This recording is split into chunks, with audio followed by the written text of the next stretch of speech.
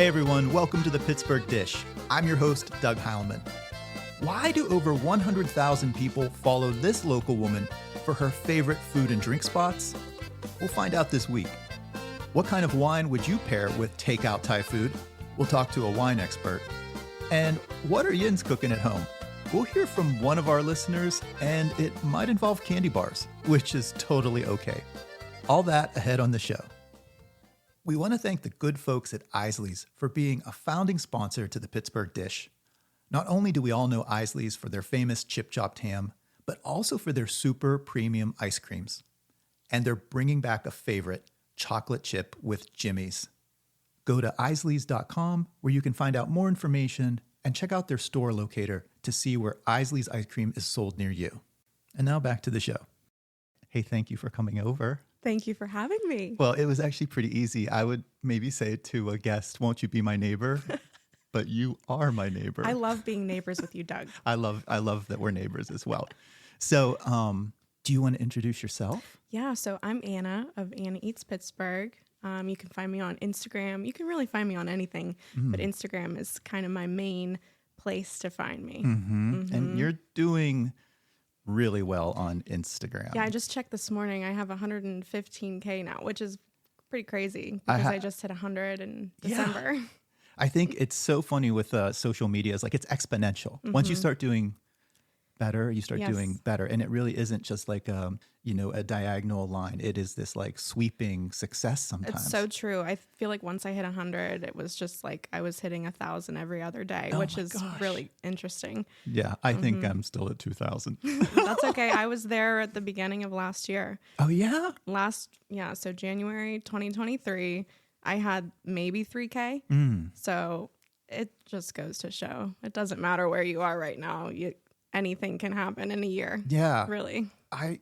So if someone doesn't know you and they're listening to our show here, how would you describe what you're doing on Instagram? Really, I'm just doing what I love.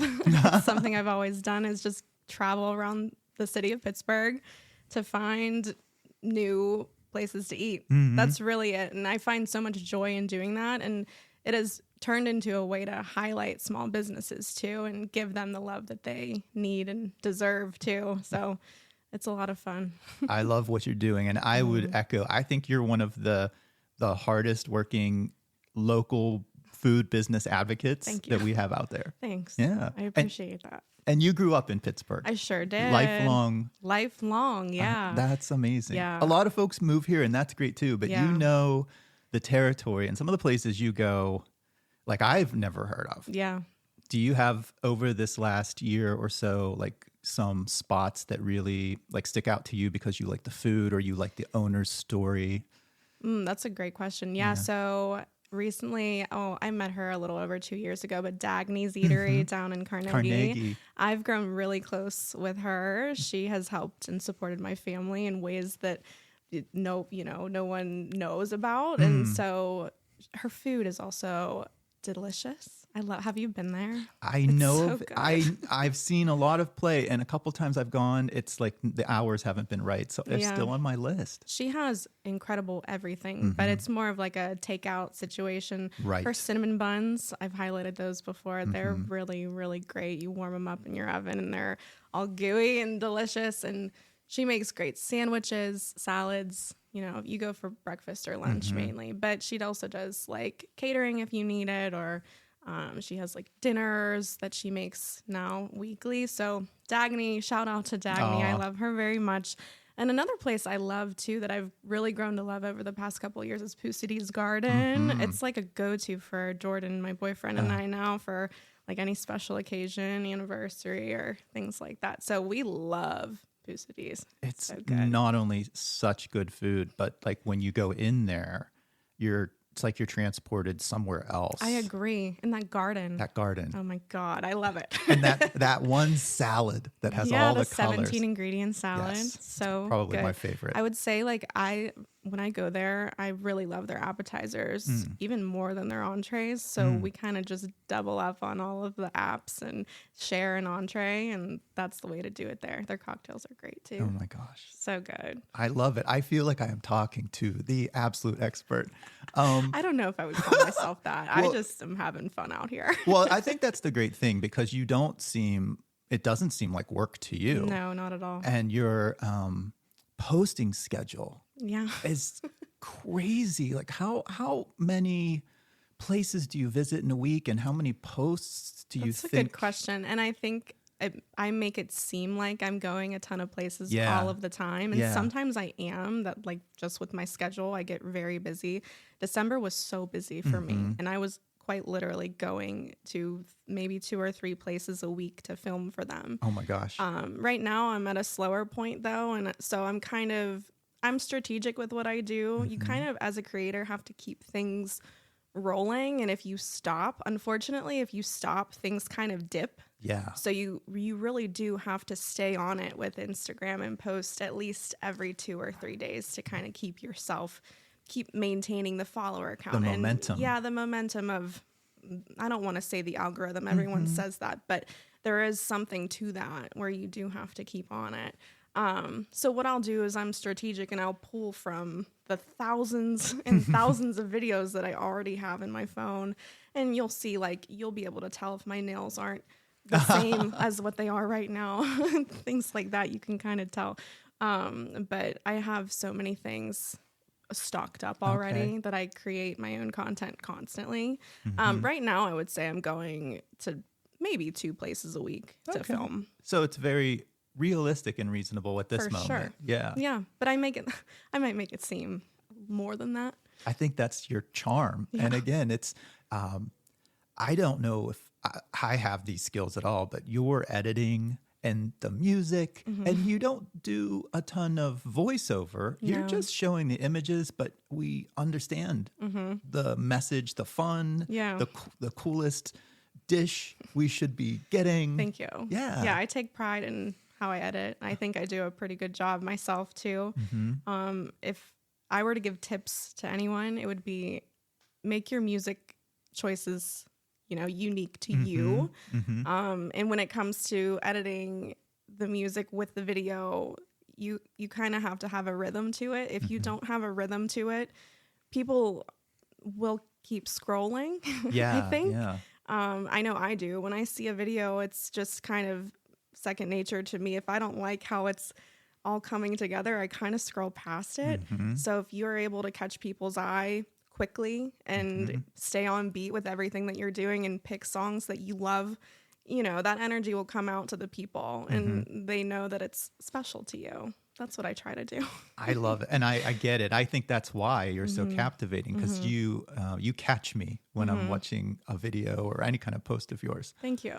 What do the food places, the business owners, what do they say about your content? What kind of response have you gotten? They have really great responses from my content. Now, some people reach out to me for the content, and other times, I would say 75% of what I do on my page is genuinely me going to a place just on my own exploration. And sometimes they don't reach out to me, but I can see the impact on my own just based on their follower count, depending on, how delicious something looks or how much people really want it.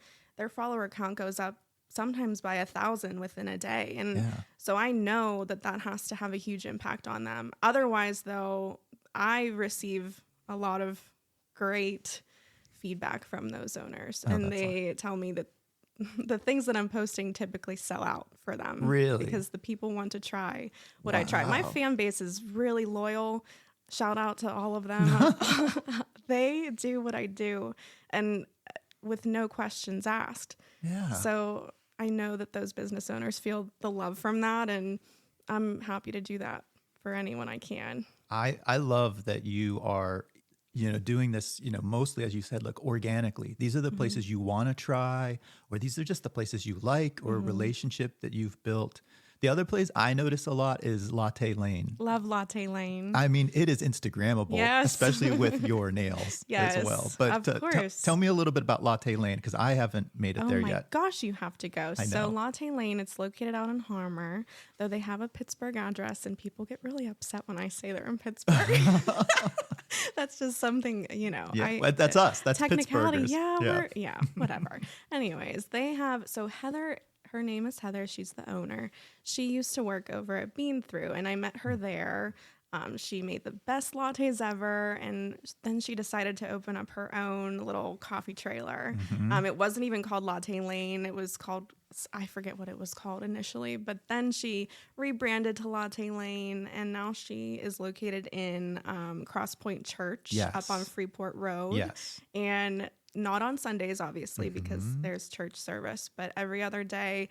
I think the hours are like 6 a.m. to 6 p.m. on weekdays, and then she's open until 1 on Saturdays. I know the schedule. I love because this. I am You're there. a regular. Yes. But the drinks that she has, yes, they're Instagrammable, like you said. Not only are they Instagrammable, though, they are so delicious. They're not overly sweet, and they go with my nails. Why not? Yeah, I love it there. They treat me well, and I do the same in return. And yeah, they're an incredible small business, woman owned as well. I love that. Yeah. Hey, I'm Anna of Anna Eats Pittsburgh, and you're listening to the Pittsburgh Dish. So much has happened over this year, but I mean, take me back a little bit. Take me a step back. So you grew up here. Yeah. Food and going out now is so big.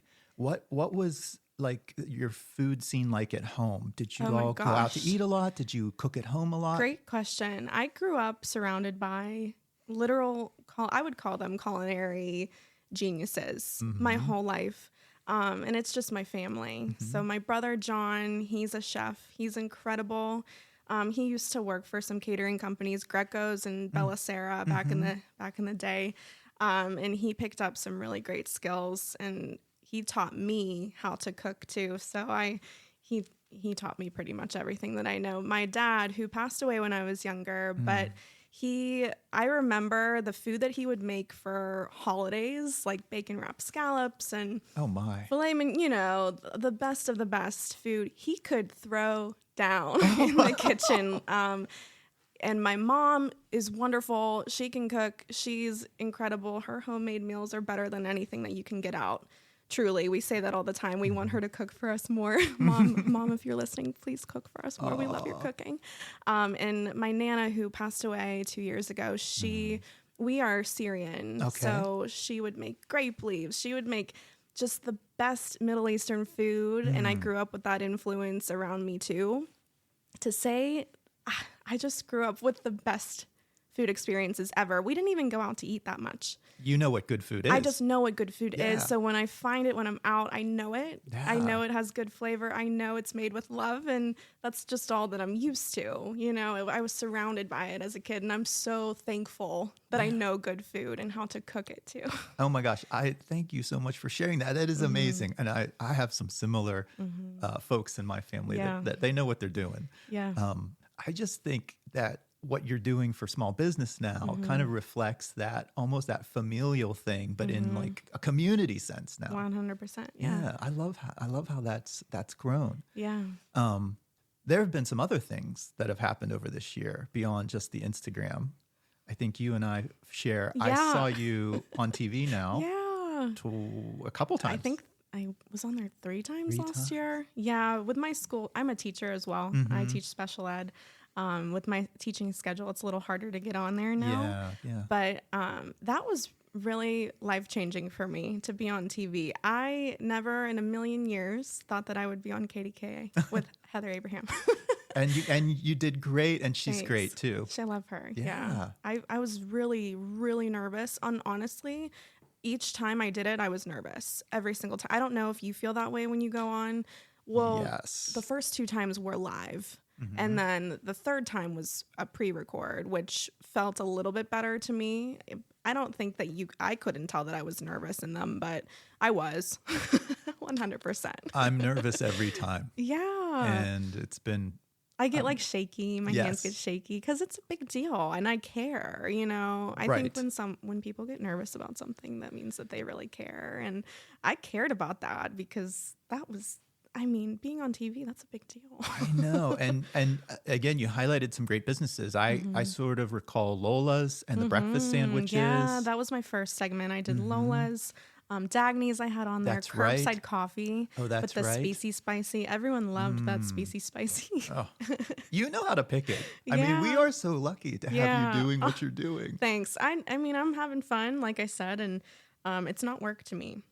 This is what I do. And I'm even plotting what I'm going to do after this today. I was going to go down maybe to Coupe de Ville to get a fluffernutter latte. Have you seen that on their page? Yeah. Yes. I might need to do that. Coupe de Ville's good. Yeah. And if you can do it daytime too and get into some of these places at the lunchish hour, you can still get sort of the full experience without having to dodge all the crowds on a Friday or Saturday night or something like that. Even if there are crowds, I don't care. Yeah.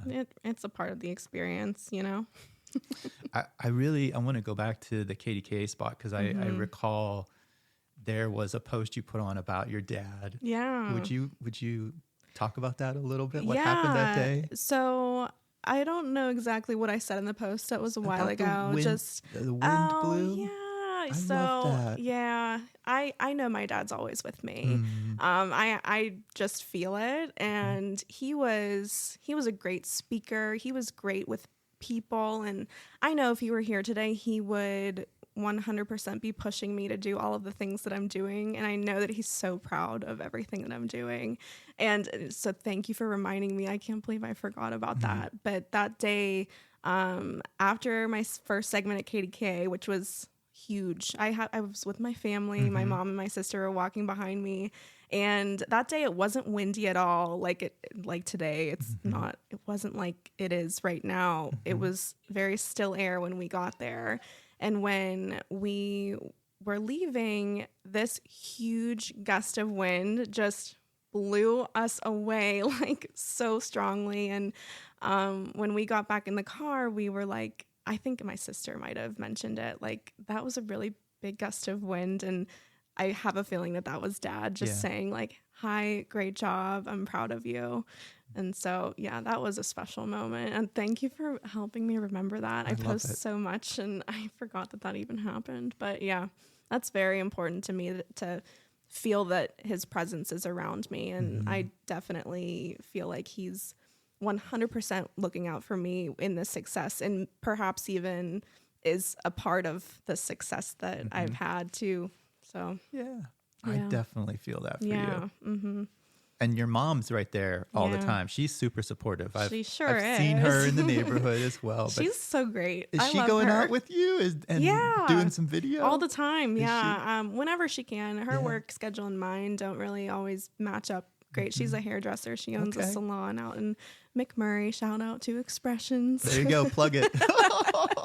But whenever I can, I want to bring my family, because these restaurants that, especially if they're having me, they want to show me the best of the best, which is a lot of their menu. Yeah. And so I like to have my family come with me, and my mom is always there. She's my biggest supporter for sure, and my sister as well. I try to tag them along as much as I can. It's so important though too. It helps like reinforce what you're doing. They've got like another set of eyes. Yes. And like you said, you're bringing them along for the full experience, which there really couldn't be anything better. Yeah, right? For sure. It's less lonely too. Yeah. I like going out to restaurants on my own, but sometimes, I like to have my family with me, and my boyfriend too, if I can ever bring him with me. It's just better when you have people around you. And also they help me so much with, getting a shot of me with the food too is always helpful. Yeah. Does your boyfriend enjoy all of these places you've discovered? Do you guys have like a lot of good date nights? Yeah, for sure. I feel like before we started dating, he had never even had Thai food before. So his foods, his options were always, I think, limited. And I think I showed him some places that he has just never been. Thai food was one of our first dates that we went on. Obviously, it's me. Amazing. Thai food is my favorite. How we haven't talked about that already, I all don't the know. flavors, right? Yeah, it's sweet, it's salty, it's everything. And We went to the Dancing Crab down in Southside at that time, Dormont. I don't believe their Dormont location existed yet. So I took him there and we got obviously crab rangoons, duh. And I think my go-to order there is pad see ew, and he got their green curry. Everything was so good. But Delightful. yeah, I feel like I've opened his eyes to some great places, and I of course bring him along with me everywhere that I go. Does he ever pick the place? He does. It's rare. I mean, sometimes we come to a mutual agreement. Like tonight, where we came to Uncle Sam's in Robinson. We love Uncle Sam's to grab a sub. But you know, I do kind of rule. Well, it's you've sort of asserted yourself as the expert. He picks sometimes. He does. Maybe he's allowed to pick a place is already good. Yeah. Right. And if I'm craving it, it's all good. So you mentioned the dancing crab, but I'd like to go back to something else maybe you've been asked this before, but tell me about the obsession of crab rangoon. Okay. Yeah, this is actually a good story. It relates back to my dad too. Oh, okay. Yeah. So when I was young, I've lived all around the South Hills. Literally, you name it, I've probably lived there in the South Hills. But I grew up in Canonsburg for a pretty good amount of my childhood. And there's a place there called YY. It's a Chinese buffet. It's not one of my absolute favorite Chinese places to go. However, I went there a lot as a kid. My dad and I would have dinner there. I don't even know, maybe every other week. So it's special. It is special. Yeah. It's super special to me. And they had crab rangoons on the lineup there. And that was my first ever time trying crab rangoons ever.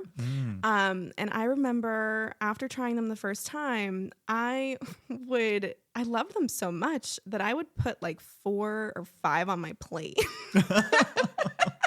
And my dad, I'm like 6 years old. I was going to say, what age are we at? You're 6 or 7. Yes. And my dad would be like, honey, you can't really do that. You got to kind of spread it out. Dial it back a little. And that was when I fell in love with crab rangoons. And ever since, I've found so many that are even better than that. I would say like Thai rangoons. I know they're not really authentically Thai. I've heard that they don't really do that in Thailand, but that's something that's Americanized here in Thai restaurants. And I would say the crab rangoons I get at Thai restaurants are so flavorful, sometimes with a little bit of curry in them. Yeah. They're really the best of the best. I think you're allowed to like Thai crab rangoons, because even I think so too. Even pad Thai is not a traditional dish of Thailand. Right. And I'm saying that I hear I get comments all the time on my posts of recently I posted a Chinese restaurant and I had a few people saying, well, that's not even Chinese food. And it's like the technicalities that I'm facing now. I have to be mindful of some of the things that I say and do. I will still say and do them, but I do know that some people are a little bit more particular about the things that you say and like that, I think that if people are responding whatever way they're responding, they're interested. True. That's the thing. You pushed a button. Yeah. And I think, both positive and negative comments are always interesting. I've gotten the same ones on YouTube about a recipe I've done. And I'm like, it's okay. Thank you for the feedback. Yeah. And what do I do with that? I'm still trying to navigate that. Yeah. Honestly, when you get bigger, you receive more feedback, both positive and negative. Obviously, there's way more positive than there is negative, but I do get the occasional very negative comment that is not necessary, right? Or it's bashing the business or something. And I want people to be able to speak freely on my content, but there's a fine line. I think. Well, there's also responsible and respectable. Yeah. And I think if someone can't put that out there, it's just a slam or a bash for no good reason, right?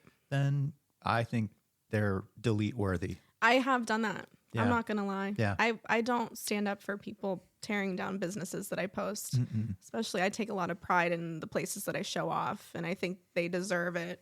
Right. So if you had one bad experience there, that's okay. But you need to address it with them, not me and hundreds of thousands of viewers and watching. Sometimes feedback to that business is really valuable if they didn't have the best night there. I think then a lot of places welcome that and we'll turn Agreed. it around. Yep, I agree with you. Have you ever gotten a negative insult or something that you actually loved and you were proud of for something like that? No. Okay. Not particularly, no. Well, I mean, okay. Sometimes people have said things to me like, "Oh, that's too simple," or "That's too homemade." I'm like, "Well, exactly." Oh, that's a good one though. I feel like, you know. Not it's too basic. Right. And I'm like, "Well, I can be basic." Yeah. How about some comments that stick with you that are really positive or uplifting? Do you have anything I get that stands all the out? time. Yeah, like I love it when people say, "Oh, me and my significant other, we just went and tried this place and we loved it so much and it's now on our regular rotation." Like I just saw one like that. And that makes me feel so great. Yeah. You know, I wish people would tell me that more, to be honest, because I have a feeling that it's a lot more people than that even. But those comments really do stick with me. To know that I'm making an impact on my community around me with just a couple of videos and posts and stories, that's huge. Yeah. Yeah. I bet the percentage is actually much higher. You know, if you got 10% of people responding, Yeah. there's probably a higher I percentage. wish there was a way for me to know. No. I Yeah. really do. It's hard. Not everyone feels comfortable reaching out to me. If you're listening, reach out to me. Because I love to hear that. Oh, that's great. Yeah. And so thinking forward now, you know, you're doing your thing, you're growing exponentially on Instagram. You've really represented a lot of small and even some larger food businesses in the area. Yeah. What are your goals, or what do you want to keep doing? Like, where do you go from here? I'm riding the wave. Yeah. I have no idea what's coming to me. And I kind of like that. Yeah. I kind of like not knowing what's happening. And of course, it's great to have goals, but I feel like my goals are sort of funny. I really would like to meet some personalities within like the Food Network scene. And, Food Network is always on my mind. That's a dream to, you know, branch out into something that large. I don't know if it's like attainable in the near future, but keep those dreams big and things can happen. I really, really want to meet Gordon Ramsay and like just talk to him. I want to meet Guy Fieri and talk to him. Yeah. You know, just getting out there in the food world beyond Pittsburgh is a goal of mine too. I have ideas of where I want to possibly travel over the summer, and I really want to go to New York. I've never been to New York City before. I really want to go there and eat some pizza and bagels. We need to get that to happen. I know. And travel is something that I didn't do much of as a kid. I've never been on a plane even. Okay. So travel is very new to me. Driving places, of course, I've been all over the East Coast, but I would love to go outside of the country as well to try some food. I want to go to Europe. France in particular, I would love to go just eat some bread and cheese. Travel is huge for me. Oh my gosh. There are so many food adventures ahead for you. I know. And I here's what I know. I know that you have talked to people and promoted people here in Pittsburgh that could make those other adventures happen. Sure. Not a problem. And now you just put that out in the world. So next year, Anna eats eats the world. The worldwide tour. That's honestly something that's gone through my mind too. Anna eats the world. Like if I could branch out to that, I love Pittsburgh and I know I just know in my heart I will be here for the rest of my life. I know that. But if I can branch out and travel as well and promote other places too, I mean, heck yeah. Let's do it. Oh my gosh. I love that. Yeah. All right. So why don't we sort of land on that here? So I do have an ending question. Okay. But before we go there, why don't you promote yourself? Tell everybody again, especially those folks that don't know you. Who are you and how do they find you? Yeah, so I'm Anna with one N. People sometimes struggle to find me because my name is with one N. But on Instagram, I'm ana.eats.pgh. You can find me there. Hit that follow button. I'm also on TikTok and Facebook, but those accounts aren't as developed as my Instagram yet. So everything pretty much lands on my Instagram page. I'm posting the best restaurants in Pittsburgh, and I love what I do. Anna, thank you so much. Yeah. So my ending question for everyone on the show is, what was one of the best dishes you've eaten this week? This week? This week. Oh, let me think back. Okay, what day is it? It's Saturday. This was a busy week for me. And to be honest, I ate a lot at home. But last week, of course, I went to the Dancing Crab. And I'm not even going to lie to you. I might have eaten green curry for breakfast today, Doug. I think that's perfectly fine. I did. Yeah. That sounds delicious. I love, like we said, I love Thai food. Green curry from the Dancing Crab. All right. One of the best The bites best you dishes. can One of the have. best dishes you've had this week. Yeah, Right. I would say so. Awesome. This morning. Anna, thank you so much. This Thank was you for such a having pleasure. me. Yeah, thank you so much for having me, neighbor. Will you come back Of later and course. give us some more going out to eat recommendations? 100%. We should get people to ask some questions I and know. have us answer. We'll do it. Yeah. Thanks again. Thank you for having me. Up next, the weekly recommend. We want to thank Beano's for being a sponsor on this week's show. For over 30 years, they've been making dressings and sauces to make your sandwiches better. A local company from a local family. If you have a sandwich, they probably have a sauce for it. And you know the bottles. They've got the fun shape, and they're usually near the deli counter. Find out what's missing on your sandwich with Beano's dressings and sauces. Now back to the show. Usually during this second segment, we intended to always feature restaurants, but we just had a guest that gave us so many locations that we're going to change it up and actually recommend a wine. And tying off from what we just talked about with Anna, we're going to ask our wine expert, Catherine, to give us a wine for Thai food. So Catherine, earlier in the show, we talked with Anna Anthony, whose favorite cuisine, self-professed, is Thai food. And she may have actually had green curry for breakfast this morning. Wow. I know. And it got me to thinking, since she gave me so many great restaurant recommendations, that I might want to challenge you for giving us a wine recommendation with takeout Thai food. What do you think? I think I'm up to the challenge. Oh, I love it. All right. So, I mean, I'm still learning a whole bunch about wine, and I'm sure a lot of listeners are as well. So if you're getting some takeaway and you are going to your favorite Thai restaurant, where would you start? Well, for Thai food, since Thai is like usually having a reputation for being like super spicy, and it's also got sour notes and sweet notes, and most Thai food is considered to be pretty super hot. You want a wine that can kind of work with that hotness and, just have a good mouthfeel so that it can balance out what you're experiencing with the food. Looking for a wine that has like a higher sugar content and has a really rich body to it. Okay, so a little bit sweeter of a wine? A little bit on the sweeter side of the wine. Okay. So that's going to be a wine that maybe falls in the 10 to 12% alcohol by volume type of a range. Okay. Okay. Where would you steer me toward? What kind of what do I say, varietal or? Oh, yeah, varietal's the right word for it. Okay. Varietal's the word that the wine folks use to refer to a specific grape. Okay.